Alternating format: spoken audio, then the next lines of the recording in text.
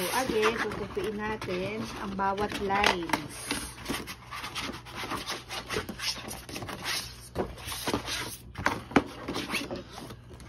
Ang lahat ng mga may lines, tutupiin para mas madali siya ma-assemble.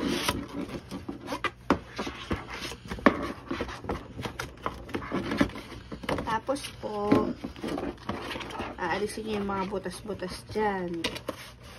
Yan, yung mga yan, alisin nyo. Ngayon, may parang mata siya. Ipapasok nyo yan mamaya. Itlupin nyo itong dalawang maliit. Ipatong nyo yung mahaba. So, para siyang may face. Yan yung mata, ilong, bibig. Tapos, ito yung pantakip ng mata. Diba? Yan. So, ito, ipapasok nyo dito sa taas. Tapos yung ito, itutusok nyo sa baba. Pero mauuna muna yung sa taas.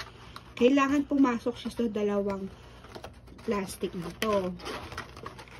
Para mas madali, dito ko siya kinukuha. Para magpantay. Ito. Nakikita ba sige? Yan yung butas. So, yung dalawa kasi kailangan mapasukan eh. Hindi lang dapat yung isa. So, ayun na siya. Ito. Kita ba? Yan. Ngayon, itong baba, sa ilalim naman.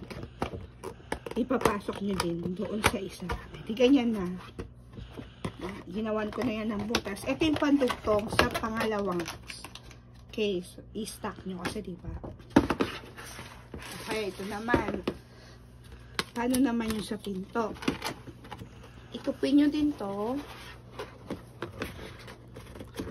Yan. Tapos, kailangan kasi itong paligid na to, pumasok siya dyan sa gap. So, isisiksik nyo lang.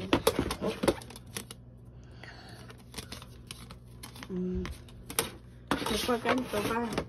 Yung ito, makikita nyo naman, ito oh, 1, 2, 3. Meron siyang mga plastic. 1, 2, 3.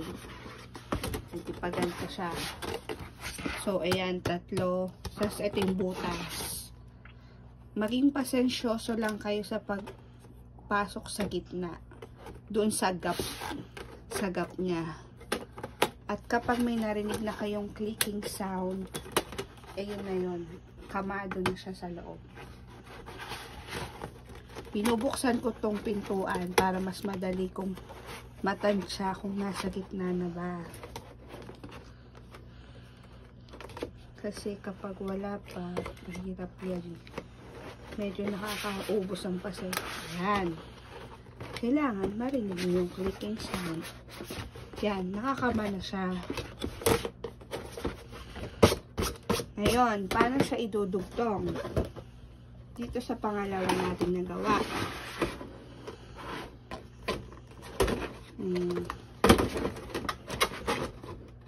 May mga butas yan. Okay, ha? Hanapin mo yung butas.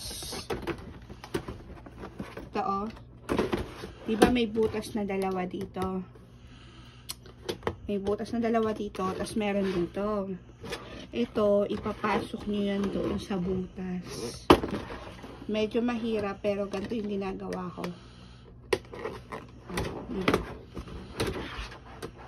Wait lang. Baligtad pala. So, hugutin ko lang. Kailangan kasi nakaganto lahat yan eh. Yun. Bubutasan nyo yan. Tapos, isi-shoot nyo lang pag ganito. Hindi nakashoot na siya.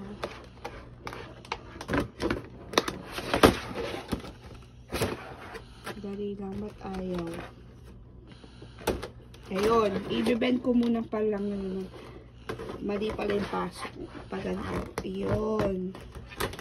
Tapos yung isa din. Kailangan kasi pantay. So, para mas madali. Ganito. Ay.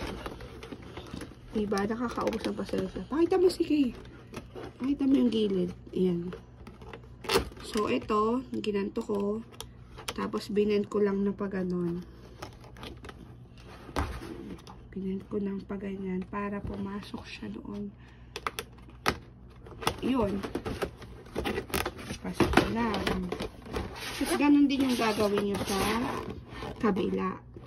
Para hindi siya gumalaw-galaw. So, yun. Pasok. Sa kabila. Gagawa kayo ng bend.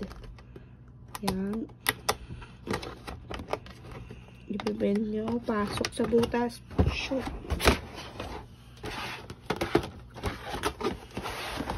Tapos dito sa likod.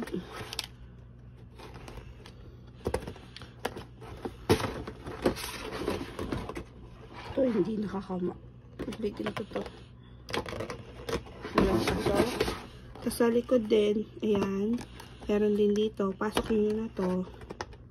Ayan.